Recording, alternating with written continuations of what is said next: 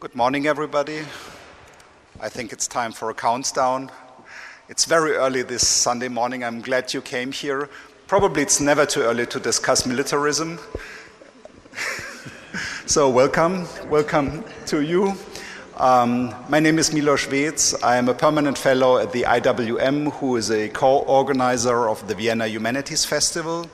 And I'm also a law professor at the Faculty of Law here in Vienna. I have two ladies on the podium. We will discuss gender and militarism. I will introduce them to you in a second. Then we will have probably around 35 minutes of a discussion. And then I would like to open the floor to you, to your comments, observations, discussion, critique also. And then we will stop at sharp 1. I start with I forgot to mention this is an event in cooperation with the OIIP, the Österreichisches Institut für internationale Politik. I am starting with introducing Saskia Stachowitsch. She just said she's born and raised Viennese, and now she has a chair at the University of Vienna. She has a number of fields which are very much related with today's topics, therefore I will read them. Critical security and military studies, feminist and post-colonial theories and international relations, privatization of security, private military and security companies, gender and security, gender and the military, EU border security, transnational actors, and finally parliamentarism, anti-Semitism, and the political history of Austrian Jews.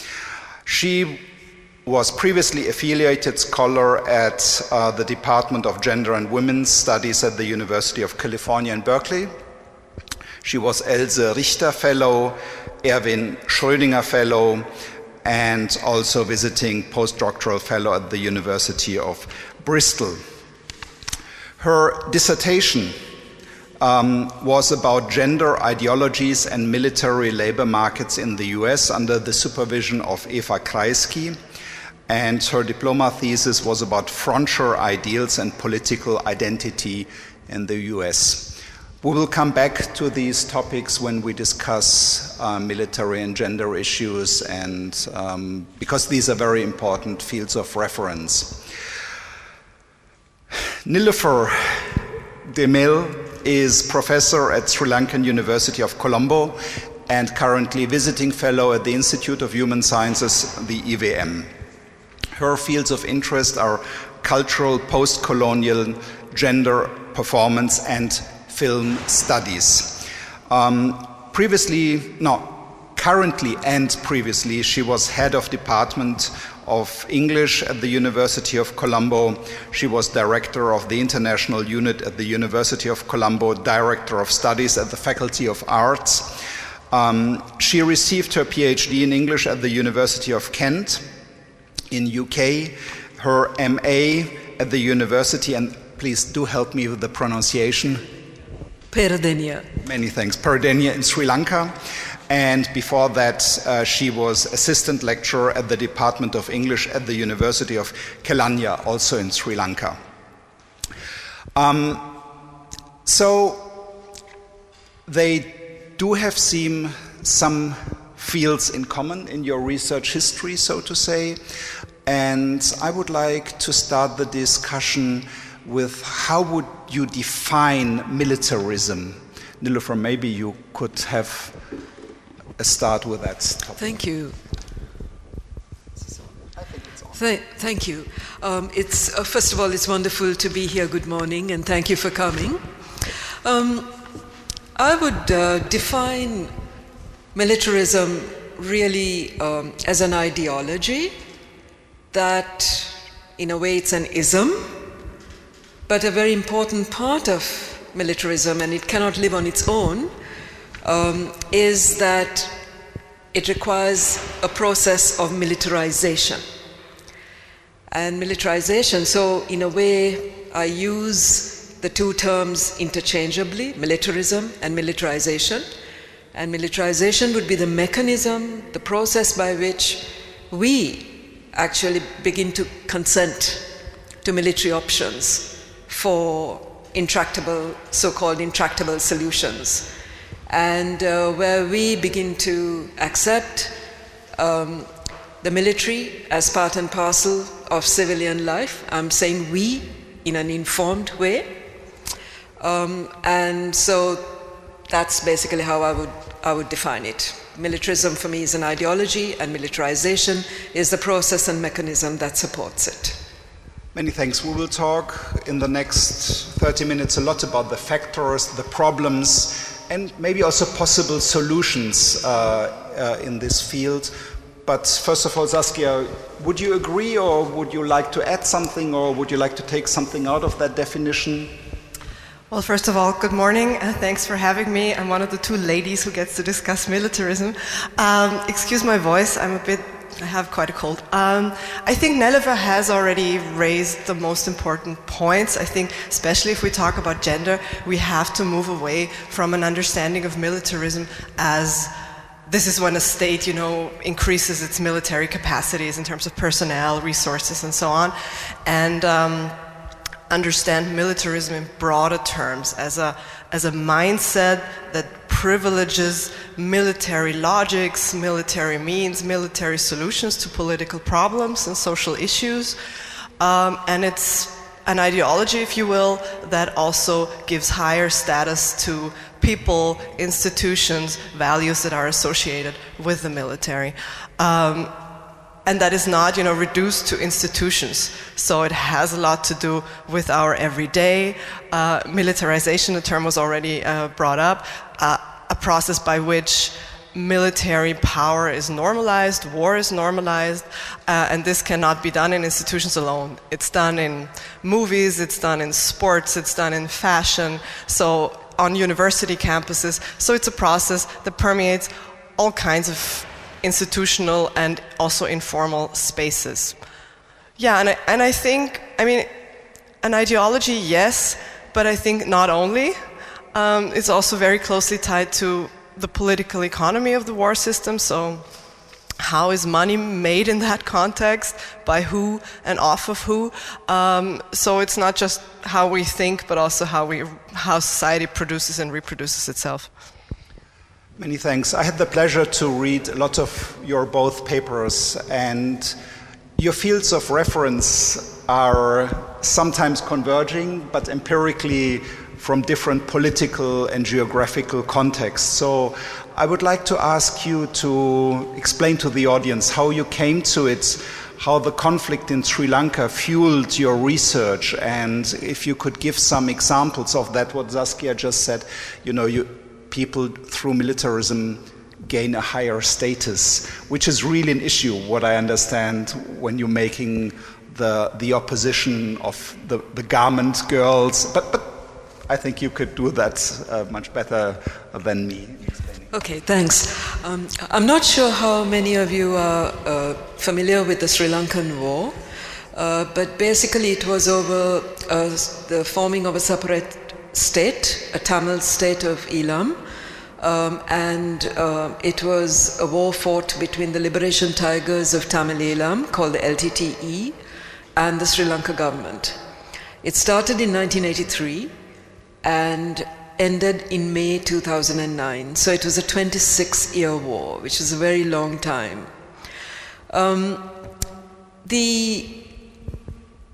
Of course, as all wars are, it was brutal, caused a lot of, well, apart from the deaths, multiple internal displacements and refugees, and so on and so forth.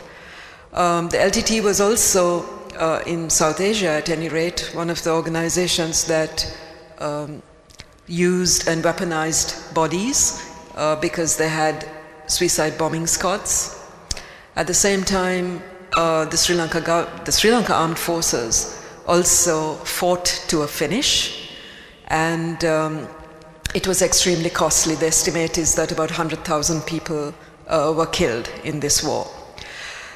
Living and working in Sri Lanka during this time, it was impossible not to engage with it in some way.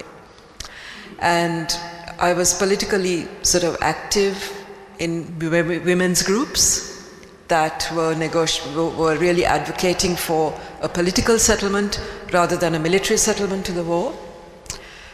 We also used our teaching to talk to students at the university. But writing about it, analyzing it, trying to understand the processes at work was a very important way for me personally to respond to the war.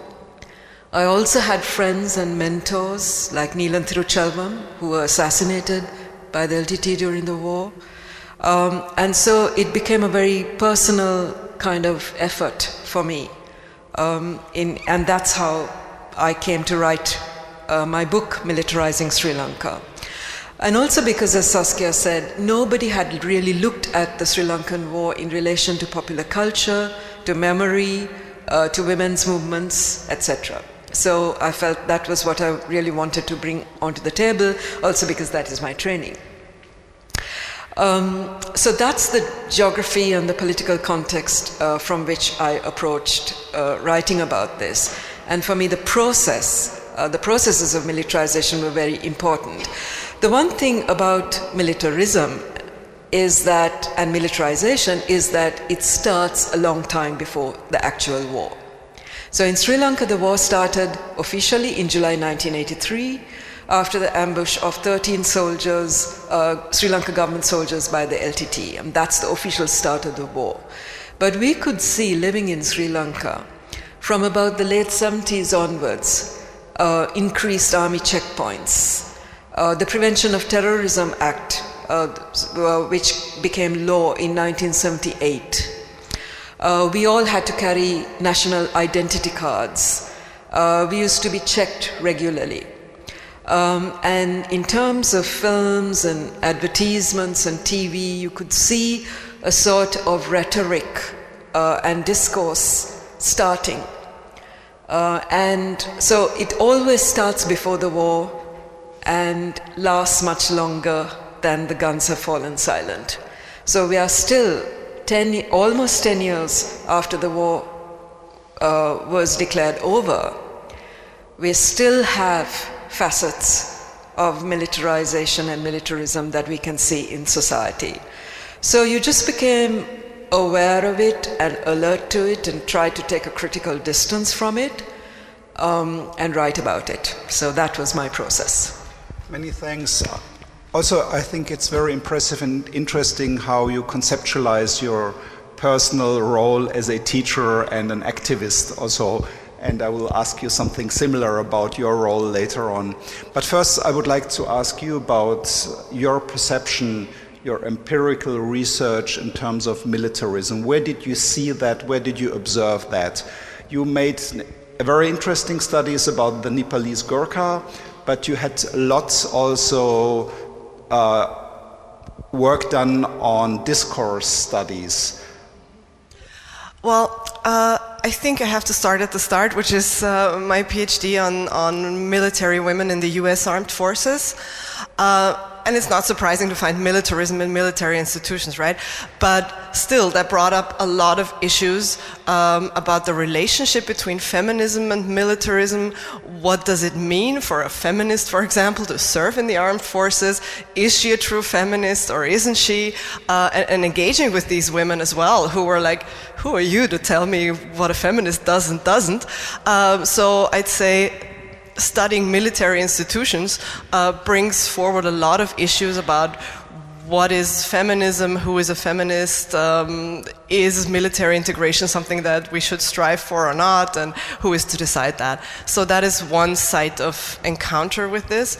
Another, and that already came up during this work, was private military and security companies, because I was doing this work on the state forces, realizing that there's a whole other world, or not other world, it's very much connected, but that was at a point where every second person deployed in Iraq or Afghanistan was a private contractor and not a state troop. So privatization, that's also a big field of mine where Well, these are private companies. They're commercial. They want to offer services and make money off of it. But of course, that's very much tied to militarism, again, as something that gives authority in terms of how do we solve security problems. So the relationship between security and militarism being very prominent here. The study you're bringing up about the Nepalese Gurkha, I have to give lots of credit to my co-author here, Amanda Chisholm. She did the field work with for this one. And what we did, that's an old feminist point to say, don't just look at the institution, look at the surroundings. So very early on, feminists did not only study the military, but they studied military households, military wives. What do they contribute? How do they sustain the war system, and how are they really pivotal for doing that? It can't be done without the women, it can't be done without the families. And what we did there was take that to the private military and security industry and ask, so who's sustaining that? You know, that's not an official state institution, but still, I mean, there's emotional, there's physical, there's reproductive labor being done there that we don't see if we just study those companies. So what Amanda did, and I contributed a little bit to that, was a look at the Gurkha. I don't know who's familiar with this group.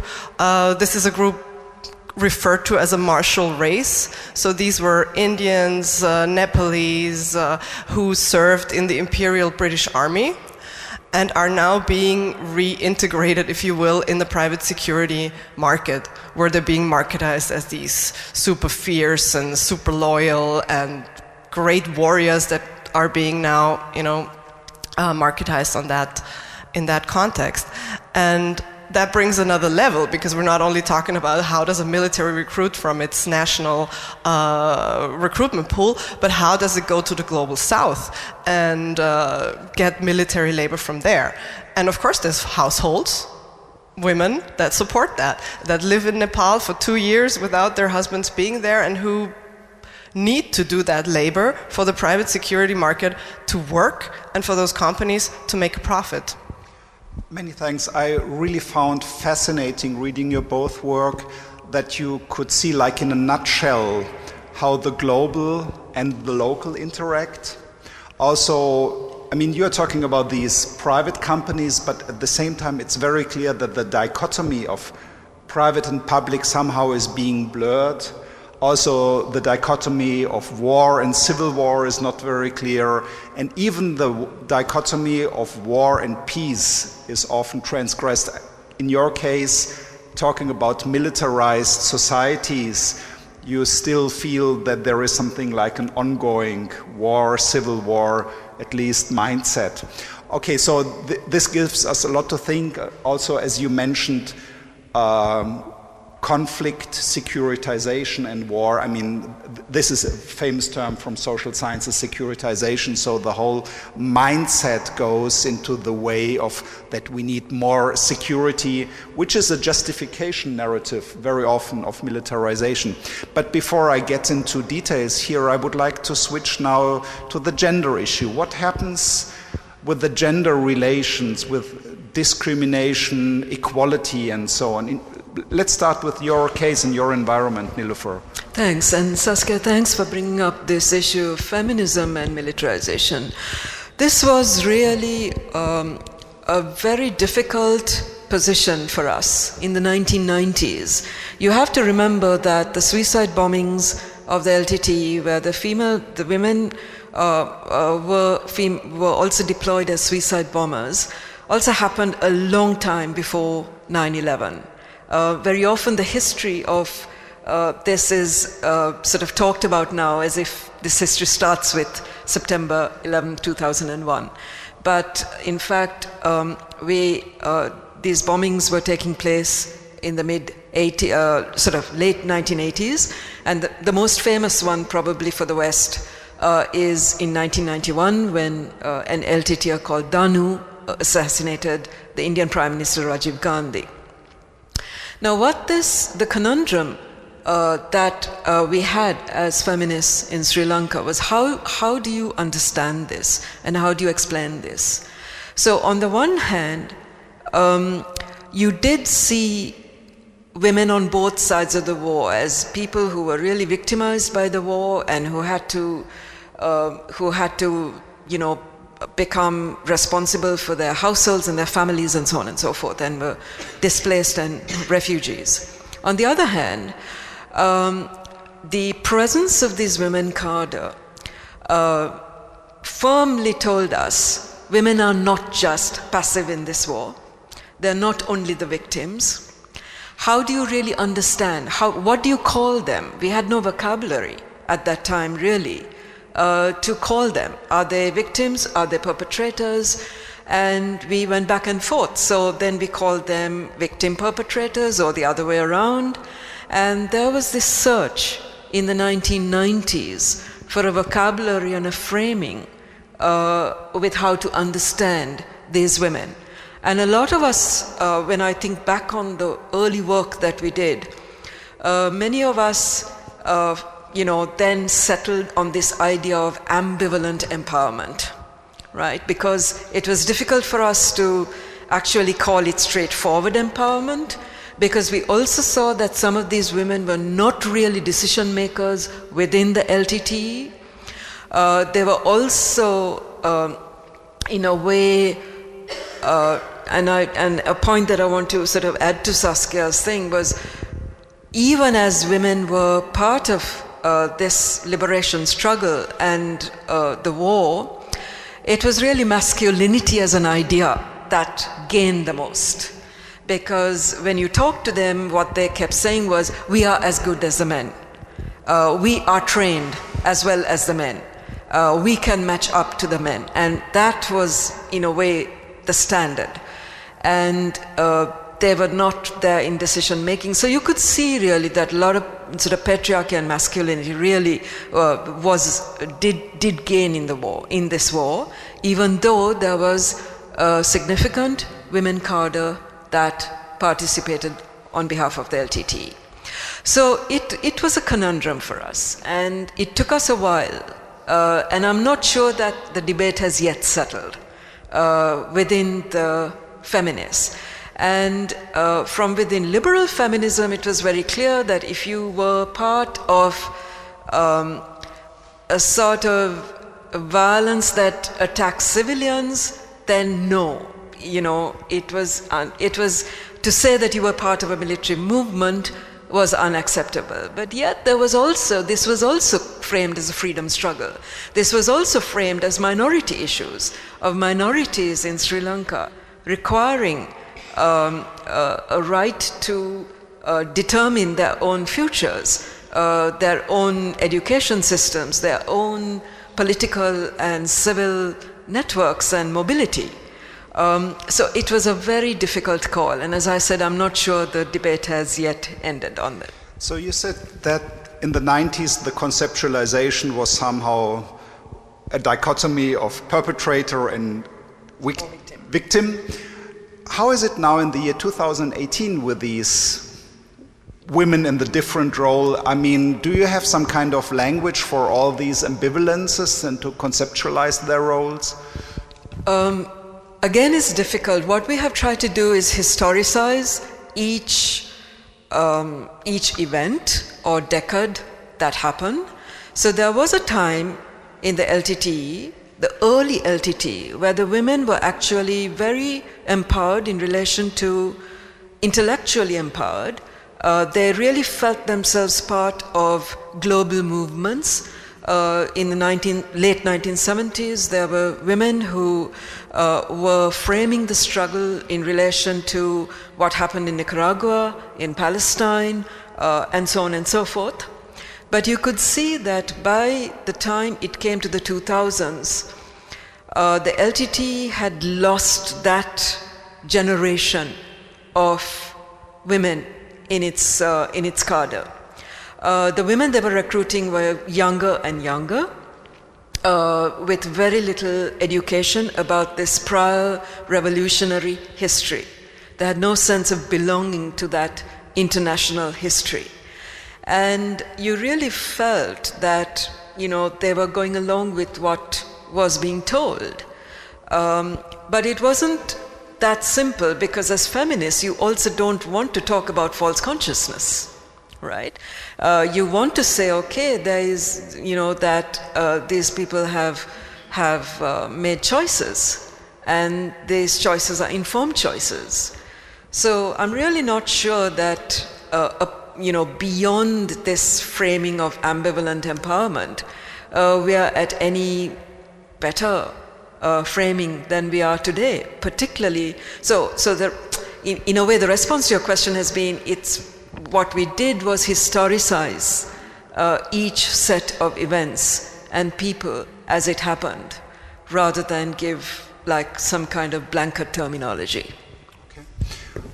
So there is some kind of ambivalence if you have women fighters, suicide bombers, in terms of equality, emancipation, and they are still, they are empowered and perpetrators, but they are still victims at the same time.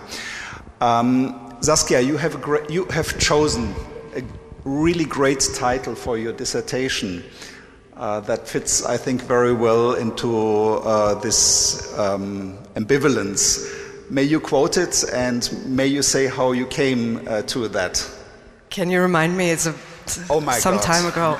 Now I will have because the book had a different title. I do know the book, but that was not very cleverly titled. I'm so sorry, I did not take the book with me, so I have just the name. So it's The Equal Opportunity to Die for Your Country. Right, yeah. I'm really, Thank you. Okay, so Equal Opportunity to Die. I found that a great title, expressing all these ambivalences going along with militarization and connecting gender issues. Can you give some evidence about what is happening in the United States, about the discussions there? Well, the title, what I did in that study was to look at how does the image of military women change over time, and what does it have to do with how much they are needed in the military. And surprisingly, whenever there's a big need for female workforce, then women can do anything, right? And when the forces reduce personnel and when people are let go, and then women are suddenly terrible at everything. So this quote came from a newspaper article that was very critical of women's military integration and said, why do you even want this? And this is crazy. You shouldn't want this. You should want something else. And which newspaper was that? That was either the New York Times or the Washington Post. I'm not sure. And I thought, so who gets to decide what women can want and what is a worthwhile, engagement for them? And I think these are probably two separate questions. The one is, should women be in the military, which is a moot question because they already are. The question is, are we going to see that and accept that and give them the credit and privileges that come from military service or not? And should they be there, and why? Why should they be there? And then there's always this point about, women, are more ethical, and women have better social skills, and women are less militaristic, so bring them into these organizations and make them more gender-friendly and make them more peaceful. And I'm not a big fan of that argument. I think women should be, wherever there's, power and money, they should have equal access to that. Not because they're better or they will change the institution, but because it's their right, just a very basic rights-based argument for women's military integration. The other question is, do we want the military to be a central institution in our society? Do we want it to be privileged in how we go about solving social issues and political problems, and how we engage in world affairs as a global actor? And that's, of course, a very different conversation to be had in the US or here, where women are virtually non-existent in the military. So all of these questions that the Neloufer already brought up. Should women be there? Why should they be there? What's the overall aim? And what's the overall aim of feminism?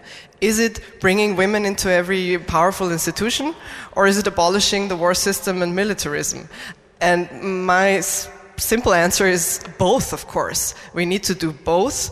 Probably not the same person can do both, and everyone has to decide which is their, best field of engaging with these issues. But I think we have to have both. And what I see today for military women in the US, they have not been part of a feminist struggle or movement for decades, and this has set them back. So only now are they beginning to see, also on an individual level, there's theories, there's concepts, there's a whole field of research that explains why we're being sexually harassed, why we're being discriminated against, and what we can do about it. And I think it's not for us to say, this is not something we want to be a part of. Reading your thesis, I learned that there are many justifications of discrimination of women in the armed forces, and there are a lot of stereotypes evoked in that. So you are saying now that the women are fighting that discrimination also. Can you name some arguments and counter-arguments of that debate, which is currently going on? Well, I mean, the arguments are pretty much the same. They just change in frequency. So the stereotypes are the same, but they are just mobilized in different ways? Yeah, I think so. Because there's obviously a physical argument, so women can't do as many push-ups as men, they don't have the upper body strength and all these arguments. But what I found in my research is that a lot more prevalent are the arguments about their mental fitness. They can't take it, They are just not as mentally and psychologically strong, and they cannot be part of that band of brothers that goes out and does these important jobs. So physical, mental, a lot of sexualized arguments. When women are there, men can't, keep their hands to themselves. It's going to destroy the whole morale and everything, that unit cohesion, everything that holds a military together. So you're going to have sexual violence, so you better just leave the women out and not have it. Things like that. But in fighting discrimination, if women are targeting discrimination, are they also in favor of an equality argument that just says, no, we are not different? That's different. That's difficult, and especially in a military context, where you really don't want to argue that you're not as military and not as militaristically strong, and all of these images of what it entails to be a soldier. So that's tricky for them, and here you can really see how the arguments changed, because in the 1990s, for example, it was very much about women can just do the job like any man, just have, equal standards for both, look who's best qualified, and then get the best troops. And it was a very gender-neutral argument, if you will. And then later on, especially since 9/11, you've had this argument that women should be there because they are different in a way. They're culturally sensitive. They can engage with the local population. They have those social skills. I think that's a dangerous argument because it always sets women apart, and it discourages an institution to instill all these skills and qualifications in the men. Just saying, we have the women there to do that, and these are always the soft skills, and we know that the soft skills are always, understood as less valuable, and then you have the men to do the real job. Many thanks. Looking at the US Army, I assume there is a lot of technological transformation. Mary Calder has been invited last year to the IWM and gave a lecture about her theory of the so-called New War. And the New War is transforming many things and its expression of transformations at the same time. It is very clear that this also enables women to participate in warfare because it's technological, it's very often remote and so on. So it's not about physical power, it's about remote control and pressing a button and so on. So I assume there will be a lot in context of the US Army about that, but I would like to ask you, how do you have such a technological transformation also in Sri Lanka? From what you said, it's very clear that there is a strategic transformation of warfare with the suicide bombers, which also enabled women actually to participate in the combat. So Thank you. I think, to go to Saskia's point about the women saying they're mentally fit has been important also for this shift that's taking place. So even if they don't, of course, in terms of Sri Lanka, the Sri Lanka army itself has very little. There's just one division. There's a women's army corps, but that's very small. So in terms of the Sri Lankan war, it was the LTT women that were much more at the fore. And they had to be frontline combatants when the men died. So it was kind of their turn. But the real shift that I see in terms of your question from the conventional technology to smart technology is in post-war counterinsurgency operations. What we see happening in Sri Lanka today is where from very physical army checkpoints, you have much more deployment of digital surveillance. And in a way, in one of the pieces I wrote, I've called it from militarization to securitization. Because you don't see the military hardware as much anymore, and you see the securitization. So in fact, there's a move to bring digital ID cards and so on and so forth. That would then be networked and become part of big data. And that shift is happening in Sri Lanka. It has international support. There are international companies and corporations providing the hardware and the software, etc. And so I think that is where I would really mark the technological shift. And of course, it's better for government because this is a very it's a kind of hidden way of surveying a hostile population and keeping tabs on them. This is how it's going. Can I make 2 points about technology and gender and militarism? There's this perception that women are just being more integrated into the military because they can now do the stuff that the military does in terms of technology. But that relationship is complicated because what really happens when militaries become more technologically advanced is that you need different staff. If you have 10% of your fighting force in combat and the rest is really just doing infrastructure, logistics, medical, you need different workforce. You need to recruit differently, and you cannot just take every guy that comes to the recruitment office. So this has really changed how the US has to find their recruits.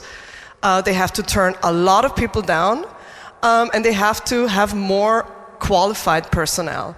And this really ushered women in, because on the average they had higher educational standard, and also you just couldn't fill the ranks with men anymore, So it's not just very direct, it's also indirect.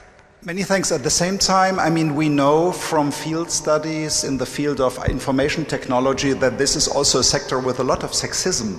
So I'm wondering if that maybe even fuels the problem of inequality and discrimination.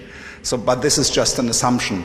Before I open the discussion, I would like to raise one more aspect and address popular culture. You both worked on popular culture and the representation of equality, warfare, gender and militarism.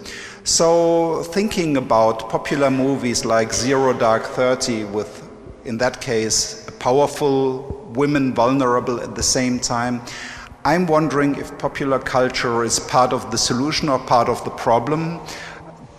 Definitely it's both, but how would be your assessment? Is it more part of the solution or more part of the problem?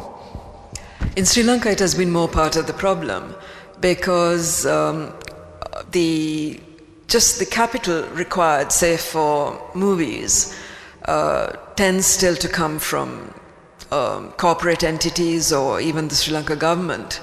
then that would have a particular agenda. And what gets played is popular songs or TV serials. The biggest television channel is still sort of state-owned and state-run. And so it remains part of the problem. Where culture, I mean, so the difference is popular culture, as in sort of mass-produced and appealing to mass audiences, it's always produced as such. And the state still has the bigger share in producing and the ability to produce it as such. Okay. So I see it as part of the problem. That is a very clear answer. Some more ambivalences in your case? I'm afraid not, especially if you look at the US context where the armed forces really directly sponsor and give money to big blockbuster movies, and even absurdly, you know, where there's no military theme and suddenly the people have to, I don't know, do their musical on a military base. So then you can look up who did the funding for that project and you'll see. So in terms of what movies cost, if we just say in that sector, and how they're being produced, how they're being financed, there's very little room. Of course, popular culture and counterculture and subculture, youth culture, there's lots of layers to popular culture that of course have also a moment of resistance. May I ask you about something particular? Have you seen Black Mirror? Some of the... Okay. No, okay, because that might be different. Okay, now it's your time. Who would like to ask something, to know something? Please. Thank you. Thank you for the talk. I just wanted to, it's a great evocation of, you both have talked about environment, women's environment, and thinking of women in an environment in various ways. I wonder if you're following from the last question actually, how have they been also a target of affect? Because obviously women are essentialized as being effective in terms of having these soft skills and so on. But in terms of recruitment or how they're brought into the military fold, especially today, how are they targeted as, how do we appeal to women's affect? How do we militarize them? Thank you. Who would like to start? Yes, please. Can I? Great question, and I want to bring in another. Well, it's not really, for me, in the post-war moment, they're not being targeted by the military, but they're being targeted by the peace industry. And this idea that Saskia brought out before, that women have, this burden to be pacifist and peace-loving, etc., and so therefore we want them in the military. You can see this happening in terms of the peace industry, including the women's movement. And now there is a backlash actually saying, why should it be the case that women have to bear the disproportionate responsibility and burden of peace and coexistence in the communities, and where the men are really not even targeted? So you really see that a very essentialized way in which women are being deployed in the peace industry in the post-war context in Sri Lanka. How women targeted? Very differently. Recruitment is a very gendered side, obviously, and a lot of recruitment still supports this, well, basically sells masculinity, saying, you know, if you join the armed forces, you become a real man, and so on and so forth. But there's other layers as well, and a lot of recruitment in the US is also around, you can get a good education, you can go to college, all of these things, and they're also specifically targeted at women, and also they have women on their poster and so on. They really do need the women in the US, so that's a big difference to here, where you might see a female soldier on a poster, but there's no real engagement with what does that mean, if we want to have more women, how do we as an institution have to address that? Yeah, thank you very much. There are so many aspects that you have touched. One aspect you did not touch, but maybe it's a bit on the margin of our topic, the link of the military with the sex industry and human trafficking, and then the Balkan Wars and around that. So we have so much testimony. As reaction to that, the United Nations Security Council has issued this rather known resolution 1325 on women, peace and security, which has a very binary idea about gender. Here are the women, here are the men, and the women are the good and the men are the problem. The men are the killers, the women are the peacemakers. I would like some of your comments on that resolutions and the content of the resolutions also that criticized sexual violence against women in war, but this sexual violence was in that resolution committed by men against women in Congo, etc. We have so much testimony on that. But I also would like to raise a question on gender. Yeah.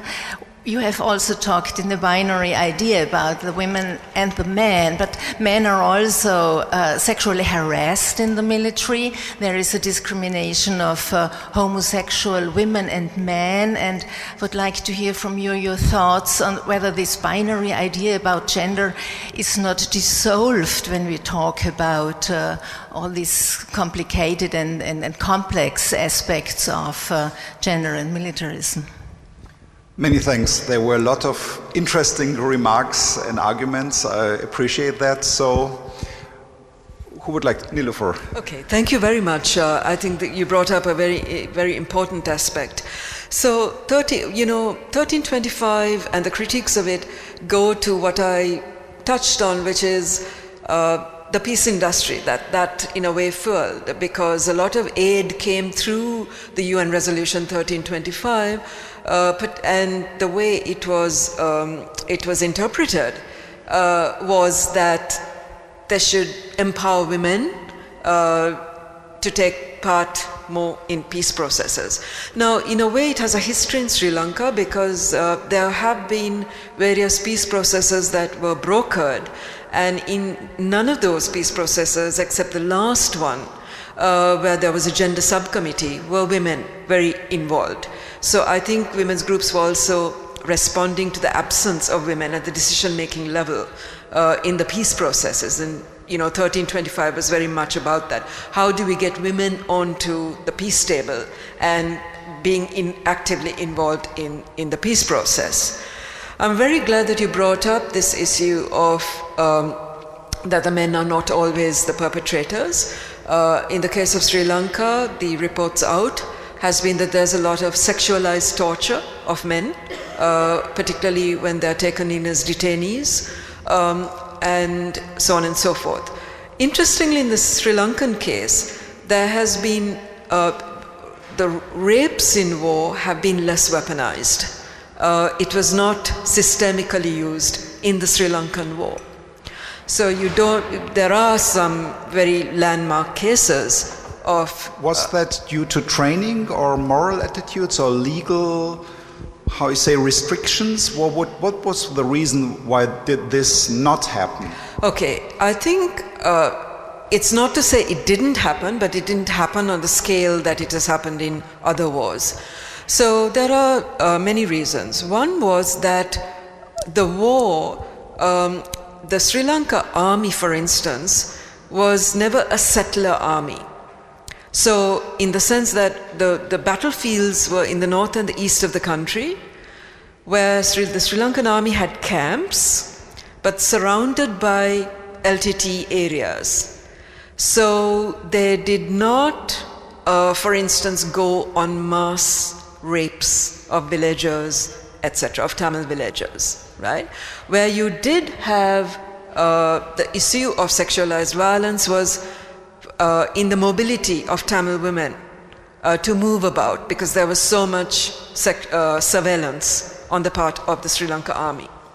On the part of the LTT again, they were confined to the north and the east, which were Tamil and Muslim areas. So they weren't really in so-called quote-unquote enemy areas. Again, I think one of the things that prevented the LTT from doing this was they had a significant women's cadre. And I think it is the case that if armies have significant women's cadre, then possibly there is some kind of a prevention of weaponizing rape, mass scale in war. So there were these elements to the Sri Lankan war that somehow prevented it from being used in the way it was in the Yugoslav wars, etc. Saskia? There were a lot of layers to your question. Let me just briefly focus on 1325, which was such an achievement, right? To securitize gender issues, finally have gender inequality be addressed at the UN Security Council. But a few years on, we know that this had some implications that were not planned for, and that one of them is the centrality of sexual violence, which is now at the core of all of these discussions that we're having about gender and security. And this is an important aspect, but it shouldn't be everything, especially because it reproduces this idea of women as the eternal victims, and it has the effect, you're right, to erase sexual violence against men. And it also, research has shown this, it supports a notion, a very essentialized notion of women, and also very culturalist ideas about, you know, they are the ones that can bridge the divides with other cultures, and also, you know, to gather intelligence and so on. But yeah, so a few very problematic things that are written into the resolution, and also the resolutions that are to follow. And I think that's a major challenge. How do we address that and steer that back onto where we want it? And the second question is about the binary notion of gender in all of these integration discussions. And we haven't touched upon this at all, but I think it's hugely important, the abolishment of don't ask, don't tell in the US military, which was very controversial, of course, but it could be done, and it was done. But if we talk about transgender ban, then that's a whole different story, where they come up with all of these bogus arguments why this can't happen. And I just spoke to Aaron Belkin, who was, you know, the most important person in bringing down Don't Ask, Don't Tell. And he said it's a difficult spot to be in. You know, how do you argue for the integration of people into the armed forces where you know that these people will suffer disproportionately and will be discriminated against? Many thanks. I just want to also add something. The issue also with conflict-related sexual violence, as it has been framed, is that it automatically makes us go towards rape in war. And there has been a very important critique of that in fact there's a range of sexual violences that take place in war that never gets talked about or really addressed for the predominant preoccupation with wartime rape. Okay.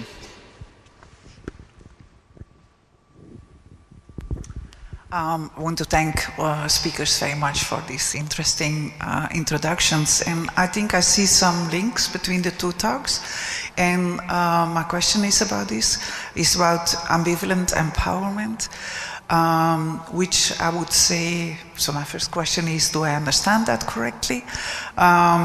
Where you would call empowerment when women at the individual level feel that they are strengthened in expanding on the role that's given to them in society.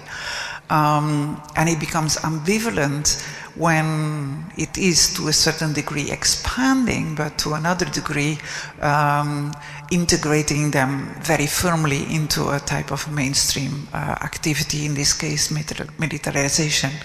And Saskia Stachowitsch said that actually, according to you, there's two things that are necessary, both the integration of women in the army and, if I simplify it, and this feminist critique on militarization. So there's of course a link, right? So between this ambivalent empowerment, which would be a kind of a successful, let's say, integration element, where this critique element is lacking. So my question then would be, how given that empowerment is something that functions at the individual level, what's the actual motivation of, you said something about the US Army, but you didn't say something about the fighters, the women fighters in Sri Lanka. What's their motivation to have this equal opportunity to die and to actually die?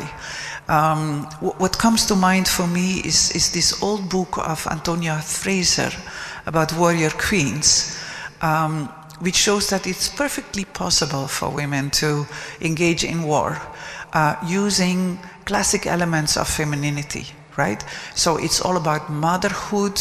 You know, remember Leila Khaled, one of these Palestine fighters who said she was doing it for the children of Palestine, so she was killing people for the freedom of children, so it's like a symbolic motherhood. So motherhood, or it's God that told me, like Jeanne d'Arc was doing, which like makes you transcend femininity. So if you could comment on this, thank you. Thank you for that set of questions. Shall I go first? Yeah, okay, thanks Micah. I think the issue of ambivalent empowerment became the most troubling for us in relation to understanding suicide bombings.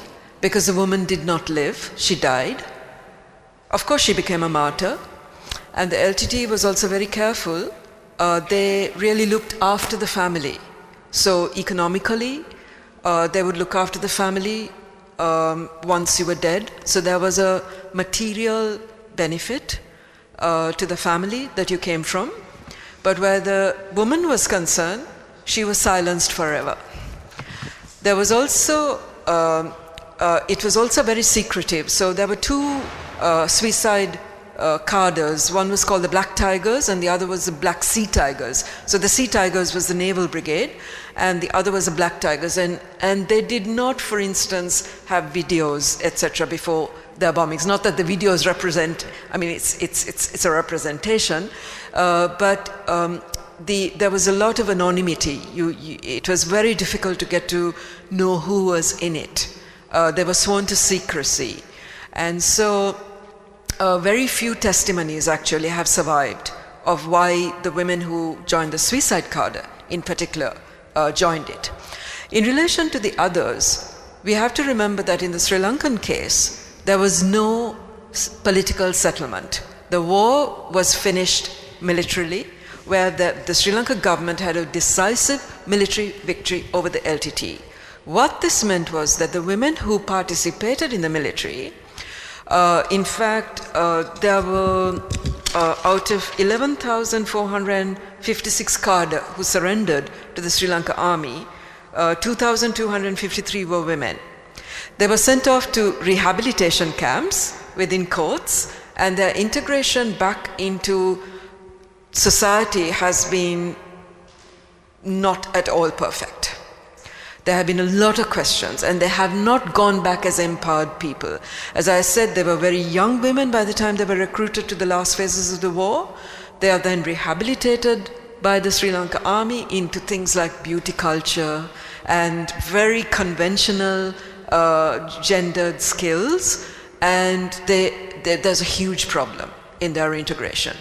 So I think the ways wars end is also very important in taking into account how women integrate and with what kind of power or not. Saskia, would you have a quick answer? Just very quick about motivations. My example is probably not as dramatic as yours, and there's often the perception that men join the military because they're so patriotic and they want to fight and they want to be, real tough, and women do it because they want a career and they want social security, which is very often used as an argument against them. But actual studies show that the differences in motivations for joining are not that big. It's a good mix between more patriotic and more pragmatic arguments for men and women likewise. Many thanks. We've been talking nearly 1 hour now about Sri Lanka, Gurkha, United States, but I don't want to conclude without asking you both maybe what does it mean for Austria, actually? Would you have any answer to that? I mean, you were addressing also the issue about your own role, somewhere transgressing the border of being a mere academic, nearly being a political activist, also with a certain ethical mission in classroom. So that is some kind part of it. Now you are here. Do you have anything to add on that? Well, what I would say is that, this society, being in Europe, has been extremely illuminating for me at this particular moment of time. It's a society that has seen what wars do, and it has seen high levels of militarization. What I palpably feel from the people I have met is an anxiety about political forces that may not be leading back to the same forms of war that Europe has known before, but to other kinds of social schisms. And I have empathy with that. I can't but have empathy with that coming from a 26-year war and the struggle to really come out of that. So what I would say is I feel that even though Austrian society may not know very much about Sri Lanka, it is very aware of all of the general themes and topics that we have talked about. And the anxiety that I am feeling affectively by being in Europe at this particular time taps into that. Saskia, comment on Vienna and on Austria and gender and militarism. Well, there's various aspects to that relationship. One is where are the women in our military? And how do we get them there, honestly, because I think the Austrian military does need and should try to attract the smart young women that it could. That's one issue. But the larger issue is probably what is a military and what do we want it to be in a peacetime situation and in the European context. What is the role of our military? And that is, I think, a huge question to be answered for Austria and neighboring countries, also as we're approaching the realization of PESCO, the EU armed forces, if you will. And also, what does the military do in all other, probably more civilian fields? And border security, of course, comes up as the first and most important issue these days. What role for the military in border protection? And what are the consequences of militarization in this area? And I think there's probably no issue that is more important to address right now. Many thanks, Saskia. Many thanks, Neloufer. Many thanks to all of you coming and debating with us. Have a great day.